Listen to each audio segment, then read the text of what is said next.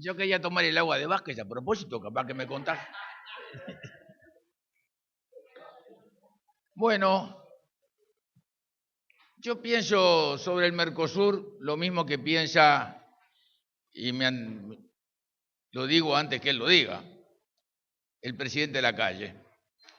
Es una organización de carácter comercial, no es una organización de carácter político. Que las cuestiones de comercio tienen consecuencias políticas, lógico. Pero es una organización de carácter comercial, a la que llegamos porque cerró Inglaterra.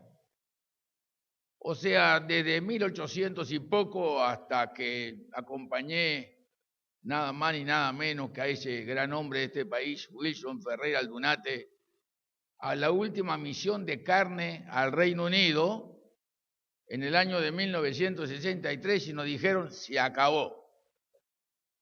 Inglaterra fue la que hizo que el Uruguay estuviera posible en el mundo y creciera. El Uruguay creció porque había un mundo abierto, donde había inversión abierta, donde podíamos tener mercados abiertos. Los políticos del Uruguay se encargaron de hacer de este país una sociedad más justa. Se encargaron todos los partidos. Por supuesto, para nosotros, con don Pepe a la cabeza, pero también el Partido Nacional, también el antiguo Partido Socialista y también el antiguo Partido Comunista y también los anarquistas, que muchos los hubo en el Uruguay. Ese fue el siglo XIX del Uruguay y parte del siglo XX, hasta que después de la Segunda Guerra, Inglaterra, que ganó la guerra, desapareció del mapa, se transformó en apenas un portaaviones americano en Europa. El señor Carlos de la Gallia, de 2 metros de altura, recompuso el Sacro Imperio Romano Germánico. Con el señor Adenauer, el Alte Fuchs. Yo le decía al señor presidente Vázquez que el presidente Adenauer tuvo su mejor éxito electoral cuando cumplió 90 años y yo apenas tengo 85.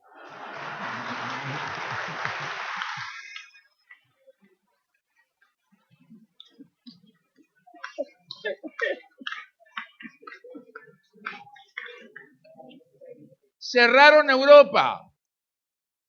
Era más barato vender cebada francesa y más barata en Brasil, costado de camión, que la cebada malteada que producía Paysandú. Y por tanto, vivimos entonces crisis económicas, por ende crisis políticas, y empezamos a salir gracias al PEC y al cauce. Y el PEC y el cauce, que fue el ingreso en proporciones establecidas al mercado argentino y al mercado brasileño, es más o menos lo mismo que hoy significa porcentualmente el Mercosur. El Mercosur trajo para nosotros, al cual concurrimos con espíritu generoso, con el mandato de las instrucciones del año 13 de Artigas. Yo inclusive incorporé un artículo en la Constitución que tuvimos el borrador redactando con Julio, con el doctor Luisi y con Aquiles Lanza. Con esa idea, con esa imagen. Pensando líricamente, como aquel gran aragonés, de que realmente el verbo de Martín Fierro se iba a hacer presente en nuestra vida. Que los hermanos sean unidos, esa es la ley primera. Y acá el Mercosur ha mostrado lamentablemente todo lo contrario hasta el día de hoy. Y todas las declaraciones que hemos firmado desde Europreto para atrás y para adelante, ninguna se ha cumplido. La única cosa que se ha cumplido es que la industria brasilera, como es lógico, concentró toda la inversión y tomó control de toda la industria básica uruguaya y buena parte de la industria básica argentina. Y hoy Brasil está en el BRIC. O sea, Brasil, Rusia, India, China y Sudáfrica. Ya Brasil no precisa del comercio de América Latina para sustentar su comercio. Ni siquiera precisa el mercado argentino. Por eso sí está en Venezuela, porque le exporta a Venezuela 4.500 millones de dólares contra 1.000 que importa desde Venezuela. Por tanto, el mundo hoy es más pragmático que nunca. Es un mundo globalizado. La revolución de Bill Gates pudo más en cuanto al cambio social que la revolución francesa casi. Y hoy el Uruguay no vive de lo que exporta al Mercosur, vive de lo que exporta al mundo. Por eso, como vivimos de lo que exportamos al mundo aquello en lo que somos competitivamente aptos, por calidad. Lo somos en las cosas primarias, lo somos en el software y lo somos inclusive en servicios médicos, puesto que ayer tuve el gusto de participar de la sesión en la que se dieron los premios a la innovación y básicamente los premios a la innovación eran cuestiones médicas que el joven que habló, el doctor Vía, dijo que era para exportar y exportaba, cuestiones que tienen que ver con el software y todo lo demás, productos agropecuarios de transformación de las formas de producir y de invención técnica y científica. Y eso es lo que estamos exportando al mundo. Y la exportación de 10.000 millones que el Uruguay llega es porque el mundo lo consume y porque el doctor Sanguinetti abrió el mercado chino y porque nosotros abrimos el mercado mexicano. Y si quieren preguntarle cómo se hace, le preguntan al doctor Operti, porque el que inventó eso fue el doctor Operti y lo acompañó en México Samuel Lichtenstein.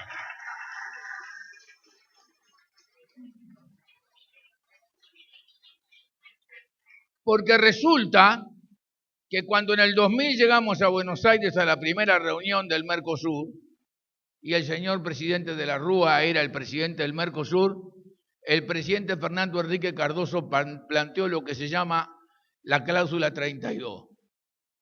Nadie más puede hacer acuerdos fuera del Mercosur bilateralmente, si no lo hacemos todo. Por tanto, se cerró el corral. Totalmente se cerró el corral. En ese momento, con el voto argentino y el voto paraguayo, quedábamos nosotros aislados. Y el que negoció la posibilidad de hacer un tratado de libre comercio con México no fue el presidente de la República, sino que fue su canciller. Y él lo hizo. Y finalmente el Brasil accedió a que nosotros hiciéramos el acuerdo de libre comercio con México, siendo que los demás países también lo podían hacer. Brasil lo podía hacer y lo hizo nada más que en el acuerdo automotriz. Lo podía hacer la Argentina, que no lo hizo, y Paraguay, que tampoco lo hizo. ¿Qué quiere decir esto hoy? ¿Creemos nosotros que estamos en condiciones de que cambie el Brasil su destino? ¿Le podemos exigir nosotros a un país de la dimensión de Brasil, que tiene un destino de otra naturaleza, que ya sobrepasa el nivel de regional del Mercosur? Si fue el presidente de Brasil el que, festejando los 500 años de la llegada de Cabral a sus costas, nos invitó para Luna Sur, con México afuera. Si fuimos nosotros los que hicimos que México pudiera decir unas palabras en esa reunión, fue el doctor Operti y yo lo que hicimos eso, de la apertura. Esa es una realidad. Y esa es la realidad, no la podemos cambiar, ni podemos pedirle a Brasil que cambie. Brasil tiene un destino de una gran nación, de una gran potencia. Cuando Monroe mandó a la misión a América del Sur para ver cómo eran estos países, Brackenbridge, el secretario de la misión, un jovencito, le hizo un informe y le dijo: dentro de 100 años hay 4 grandes países en el mundo: Rusia, Estados Unidos, la China y el Brasil. Entonces el Brasil naturalmente no puede estar analizando su postura internacional de aceptar acuerdos con grandes naciones en función de lo que le pasa al Uruguay o de lo que le pasa al Paraguay. Y nosotros tampoco se lo podemos pedir al Brasil, que es el líder de esta cuestión. Pero Brasil es un país que entiende de política. Y si nosotros le planteamos al Brasil que para el Uruguay es insostenible en la condición actual mantenerse en el Mercosur y que el Uruguay tiene que hacer acuerdos con los Estados Unidos, como se planteó tantas veces en este país por distintos gobernantes, y acuerdos con Corea del Sur, yo estoy seguro que Brasil lo va a entender y que lo va a acotar y lo podremos analizar y lo podremos conversar, porque es un país que tiene un sentido político de larga distancia, es un país que mira 200 o 300 años para adelante. Pero para el Uruguay, la inserción es en el mundo, la inserción no es en la zona. La inserción no es en la zona porque sabemos perfectamente que nosotros producimos lo mismo que la Argentina y producimos lo mismo que en Brasil. El más grande productor agropecuario de América del Sur ni siquiera es la Argentina, es el Brasil. Y por lejos produce más soja y más carne y más todos los productos agropecuarios que hoy en el mundo tienen valor y que seguirán teniendo valor por el hecho que de acá al 2040 van a haber 3.000 millones más de habitantes en el planeta. Y van a empezar a vivir todos mejor. Y todos van a necesitar, por tanto, alimentación más sofisticada. Y ese es el valor agregado. El valor agregado de aquellos que ayer mostraban en esa premiación que estaban haciendo máquinas, innovando para regar grandes áreas. De aquellos que mostraron ayer que estaban sembrando en contraestación y exportando semilla al hemisferio norte. Ese es el valor agregado en donde el Uruguay es competitivo y capaz en el mundo entero. Y es ahí donde tenemos que rumbear. Siempre hemos estado mezclados en política, en sociedad, en familia, en economía, mucho antes del Mercosur con todos los países de la región y seguiremos mezclados. Pero en el comercio nunca fue así, ¿eh? El comercio fue siempre con el mundo. Hasta que llegó la crisis de Europa, el comercio fue con el mundo. Y ahora el comercio, ¿cómo es? Es con el mundo. ¿Y cómo es posible si el comercio lo maneja China hoy? Si los chinos pararan 15 días de comprar soja, Dios me libre. Lo que pasaría no solamente en la Argentina, en Brasil y en Paraguay y en el Uruguay. Cuando yo llegué al gobierno se producían en Brasil y Argentina 40 millones. Hoy en el Mercosur, el año pasado, se produjeron 140 millones de toneladas. ¿Y eso quién lo consume? El mercado. ¿Quién lo solicita? El mercado. ¿Cuál fue el gobierno que dijo planten soja, muchachos? Ninguno. Absolutamente ninguno. Lo que hicimos sí fue abrirle a los lácteos el mercado mexicano. Nuestra visión de México no era la industria cárnica. La industria cárnica era para los Estados Unidos. Nuestra visión de México es la industria láctea, que es sin ninguna duda una de las más importantes que hoy tiene el país. Por tanto, prácticamente hablando, después de 20 años, no podemos tener esperanzas de que todas estas cosas que hemos firmado se van a cumplir. No se pueden cumplir. Cuando llegaron los señores de la fábrica de celulosa, yo les presté el helicóptero y les dije que había que ponerse en el rincón de Bonete, porque había agua y había un ferrocarril para traer la mercadería desde distintos lugares. Y recorrieron y me dijeron que no, que se iban a poner en el río Uruguay. Qué tonto yo, ¿no? No me daba cuenta. ¿Por qué? Porque pensaron primero en ponerse del otro lado, porque la masa forestal del otro lado es más grande que la de acá. Y pensaron que el artículo primero del Mercosur estaba vigente y si nos ponemos del lado uruguayo vamos a poder comprar madera en la Argentina. En la Argentina, en el artículo primero, en el texto que ellos tienen, no dice madera. Y por tanto, hace 20 años que estamos así. ¿Por qué creemos nosotros que vamos a poderlos cambiar?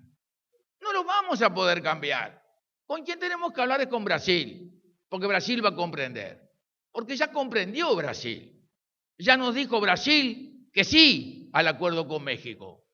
Y estoy seguro que hubiera dicho que sí a otros acuerdos si los gobiernos del Uruguay se lo plantean. O sea, ¿cuál es la alternativa pues para el Uruguay? Primero los planteos, hacerlos como lo hicimos, que fueron exitosos, volverlos a plantear. Y si nos dijeran que no, radicalmente que no, y tendríamos que estar pensando en una situación como Chile. Yo no lo veo tan mal a Chile, ¿vio? No lo veo tan aislado porque no está en el Mercosur.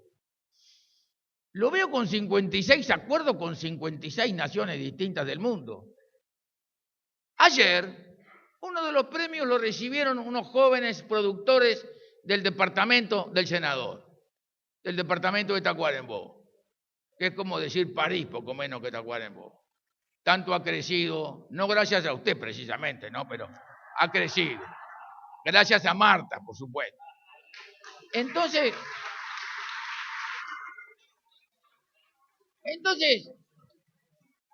recibieron el premio. Porque después que empezamos aquella cosa de la dana fina de Amerino, con 40.000 kilos, este año se están produciendo 2,5 millones. ¿Sabe qué van a hacer? Se van a llevar la fibra a Perú para hacerla hilar y para hacer confecciones y exportarla sin impuestos a los Estados Unidos. Y acá en el Uruguay, después de 100 años, después de haber invertido esfuerzo, capacidad, técnica, de haber hecho acuerdos con muchos países que trajeron inversión y gente, la industria textil del Uruguay desapareció. Porque no le podemos vender a nadie ni a ningún mercado por los impuestos que tenemos que pagar al ingreso a esas naciones. Por tanto, hay que ser pragmático. Los países no tienen amigos, tienen intereses de trabajo para su gente. Eso fue lo que fue mi patria a defender a los Estados Unidos cuando empezamos la industria del top y llegamos a ser los segundos productores de top del mundo. Y esos intereses para su gente hoy no están reflejados lamentablemente en el Mercosur. Tenemos que hablar con Brasil, plantearle nuestras dificultades muy seriamente. Estoy seguro que Brasil lo va a comprender, porque Brasil tiene que saber que nosotros no tenemos nada más que una opción: venderle al mundo. La única opción que tiene el Uruguay de crecimiento son servicios locales de acuerdo a su situación geográfica y venderle al mundo talento y capacidad, que es lo que en el Uruguay por suerte existe. Y eso Brasil lo va a entender, porque si no, nuestra única alternativa, lamentablemente, pensemos un poco, 5 años más así. Imagínese, doctor Vázquez, usted presidente, usted va a ser candidato, nosotros no, ¿vio? La calle no se sabe. La calle no se sabe, nunca se sabe.